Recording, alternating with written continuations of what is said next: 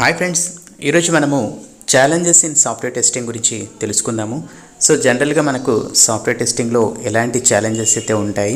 So ఈ question అనేది మీకు జనరల్గా రియల్ టైంలో కానీ అలాగే మీకు ఇంటర్వ్యూస్లో కూడా మంచిగా యూజ్ అయితే అవుతుంది. సో వీటి గురించి మీకు క్లియర్గా 1 by 1 ఎక్స్ప్లెయిన్ చేస్తాను. అలాగే రియల్ టైం ఎగ్జాంపుల్ కూడా మీకైతే ఇస్తాను. సో వీటి గురించి మనము ఈరోజు డిస్కస్ చేద్దాం. సో అలాగే ఎవరైతే కొత్తగా మన ఛానల్ చూస్తున్నారో సబ్స్క్రైబ్ చేసుకుని ఈ వీడియోని లైక్ చేయండి, అలాగే మన ఛానల్ని సపోర్ట్ చేయండి. సో ఇంకా మనం వీడియో అయితే చూద్దాం. ఫస్ట్ వన్ వచ్చేసి time constraints, limited time to test all aspects. So ఇది జనరల్గా మనకు ఎలా అంటే మనకు ఏదైనా ఒక ప్రోడక్ట్ని కానీ ఏదైనా సాఫ్ట్వేర్ని కానీ టెస్ట్ చేసేటప్పుడు ఏంటంటే మనకు ఫస్ట్ టెస్ట్ చేయాల్సిన పని ఏంటంటే మనకు రిక్వైర్మెంట్ని అర్థం చేసుకోవాలి. సో ఎప్పుడైతే మనకు క్లియర్గా రిక్వైర్మెంట్స్ ఏంటి, అలాగే ఎక్స్పెక్టెడ్ అవుట్పుట్ ఏంటి, అలాగే దీనికి సంబంధించిన ఎన్ని మాడ్యూల్స్ ఉన్నాయి, ఎన్ని ఫీచర్స్ ఉన్నాయి, ఎంత టైం పడుతుంది, అలాగే మనకు ఎన్విరాన్మెంట్స్ ఏం కావాలి అనే దాని మీద ఓవరాల్గా ఒక ఐడియా అయితే తెచ్చుకోవాలండి. సో దాని తర్వాత మనకు టైం అనేది ఉంటుంది, అంటే ఎంత టైం లోపల మనం టెస్ట్ చేయాలి, సో మన రిలీజ్ డేట్ ఏంటి, సో టార్గెట్స్ ఏంటి అనే దాని మీద ఎక్కువగా ఫోకస్ చేయాలి. సో ఎప్పుడైతే ఈ విధంగా మనం ప్రాక్టీస్ చేస్తామో సో అప్పుడు మనకు ఎగ్జాక్ట్గా మనకు దీనికి సంబంధించిన డ్యూరేషన్ అనేది మనకు ఈజీగా తెలుస్తుంది. సో కాబట్టి ఇవన్నీ మేనేజ్ చేయాలంటే మీకు మెల్లగా ప్రతి దాని మీద మీరు ఒక రియల్ టైం ఎగ్జాంపుల్గా తీసుకొని సో ఓవరాల్గా మనకు రియల్ టైం ఒక ఎక్స్పీరియన్స్ని మీరు తెచ్చుకోవాలి. సో కాబట్టి ఎప్పుడైనా మీ టీమ్ లీడ్స్ అలాగే మీకు మీ సీనియర్ టెస్ట్ ఇంజనీర్స్ ఎవరైతే ఉంటారో సో వాళ్ళతో కూడా మీరు డిస్కస్ చేసి వీటి మీద ఎక్కువగా మీరు క్వశ్చన్స్ అడగడము, వాటి గురించి తెలుసుకోవడము, సో ఎలా మేనేజ్ చేయాలి, ఎలా వర్క్ చేయాలి, సో ఏ విధంగా మనము టైం అడగాలి. సో జనరల్గా ఏమంటారంటే దీనికి ఈ మోడల్ని టెస్ట్ చేయడానికి నీకు ఎంత టైం పట్టచ్చు అని చెప్పేసి మీటింగ్లో అడుగుతారు. సో మనము 1 or 2 minutesలో దీనికి అప్డేట్ ఇవ్వాలి. సో 1 day పడుతుందా, 2 days, 1 week అని. సో ఇది ఎప్పుడు మనకు తెలుస్తుందంటే ఈ టైమింగ్ అనేది మనం ఏ విధంగా చెప్పగలగాలి అనేది. సో ఎప్పుడైతే మీరు రియల్ టైంలో మీరు ఎవరైతే టెస్ట్ ఇంజనీర్స్తో వర్క్ చేయడము, అలాగే ఇండివిజువల్గా మీరు వర్క్ చేయడము, మీ యొక్క ఎక్స్పీరియన్స్ పాస్ట్ ఎక్స్పీరియన్స్ కంపేర్ చేసుకొని మీరు చెప్పడానికైతే అవకాశం అవుతుంది. సో నెక్స్ట్ వన్ వచ్చేసి incomplete requirements, difficulty in writing test cases when requirements are unclear. So already మనం డిస్కస్ చేసాం కదా. సో ఎప్పుడైతే మీకు రిక్వైర్మెంట్ ఎప్పుడు క్లియర్గా అర్థమవుతాయో అప్పుడే మీరు వ్యాలిడ్ టెస్ట్ కేసెస్ కానీ, ఇన్వాలిడ్ టెస్టెస్ కానీ, అలాగే ఫంక్షనల్ కానీ సో ఈజీగా మీకు రాయడానికైతే అవకాశం అయితే ఉంటుంది. ఎందుకంటే మనకు కస్టమర్ ఎలాంటి ఏరియాస్లో ఎక్కువగా ఇష్యూస్ ఫేస్ చేస్తారు అనేది మీకు ఎప్పుడు తెలుస్తుందంటే మీకు ఓవరాల్గా రిక్వైర్మెంట్స్ని ఎప్పుడైతే మీరు అర్థం చేసుకుంటారో అప్పుడు మీరు ఎక్కువగా టెస్టింగ్ మీద ఫోకస్ చేయడానికి అయితే ఉంటుందండి.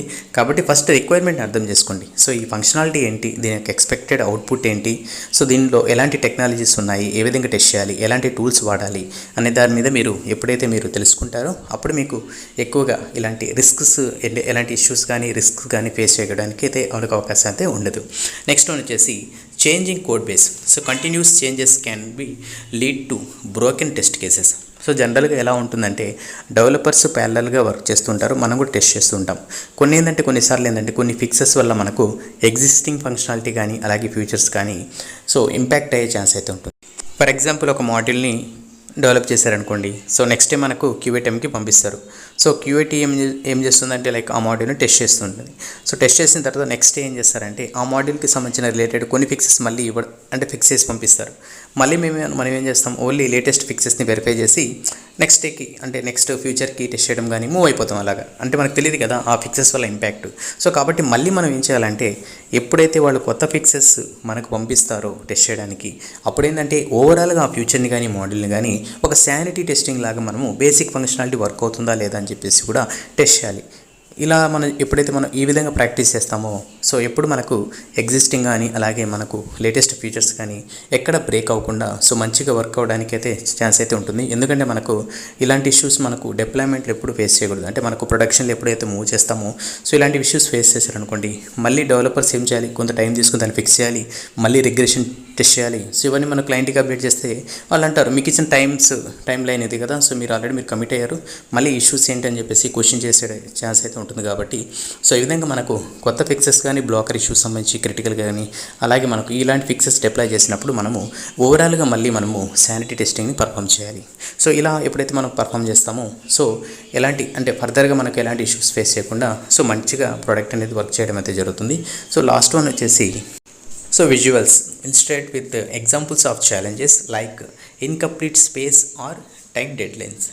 సో ఓవరాల్గా మనకు ఏదైతే ఛాలెంజెస్ మనం ఫేస్ చేస్తామో ఎక్కువగా మనకు ఎక్కువగా ఏదైతే రిక్వైర్మెంట్ బేస్ చేసుకుని అలాగే మనకు డెడ్ లైన్స్ బేస్ చేసుకునేది ఉంటుంది. కాబట్టి ఓవరాల్గా మీరు ఏం చేస్తారంటే ఒక మాడ్యూల్కి సంబంధించిన ఏదైనా ఒక కొత్తగా ఏమైనా ప్రాజెక్ట్ స్టార్ట్ చేసినప్పుడు ఓవరాల్గా మీరు దానికి సంబంధించి ఎంత టైం అయితే తీసుకుంటుంది, అలాగే ఏ విధంగా మనం టెస్ట్ చేయాలి, సో ఎంత ఎలాంటి ఫీచర్స్ ఉన్నాయి, సో ఎలాంటి టెక్నాలజీస్ ఇంట్రడ్యూస్ చేస్తున్నారు అని ఓవరాల్గా మనం ఐడియా తీసుకొని సో ఇలాంటి ఛాలెంజెస్ ఫేస్ చేయకుండా మనం ముందుగానే జాగ్రత్త పడాల్సి అయితే ఉంటుందండి. సో ఈ విధంగా మనం ఎప్పుడైతే మనం రిలీజ్ చేస్తామో ఆటోమేటిక్గా ఫ్యూచర్లో కూడా మీకు ఎలాంటి ప్రాజెక్ట్ వచ్చినా కూడా మీరు ఇండివిజువల్గా హ్యాండిల్ చేయడానికి అయితే స్కోప్ అయితే ఉంటుంది. సో ఇదండి ఈరోజు వీడియో. ఈ వీడియో నచ్చినట్టయితే తప్పకుండా మన ఛానల్ని సబ్స్క్రైబ్ చేసుకోండి, అలాగే లైక్ చేయండి. ఇంకేమైనా డౌట్స్ ఉన్నా కూడా కామెంట్ రూపంలో చెప్పండి, తప్పకుండా రిప్లై అయితే ఇస్తాను. Thanks for watching.